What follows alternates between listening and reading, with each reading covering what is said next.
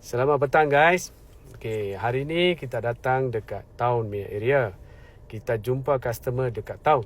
Customer ni dari hospital. So kita tak boleh bagi tahu nama hospital lah.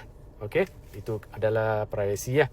Okay, selamat petang bro. Selamat petang. Okay bro, number I dapat dari mana bro? Dari TikTok. Okay, tolong jelaskan bro. Saya memang perlukan duit. Okay. Jadi saya cari sebab saya pun tak boleh buat apa dah. Okay. Saya jumpa konsultan Penang. Okay. Dan saya try berhubung ni.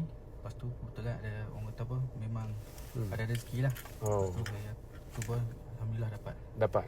Bro minta berapa bro? Saya minta 2,000, ya dapat 2,000 per set. Okay, baik. Okay bro. Bro happy ya? Happy. Okay? Okay. Okay bro, thank you bro. Okay guys, kalau hampa nak apa-apa, boleh PM dekat I.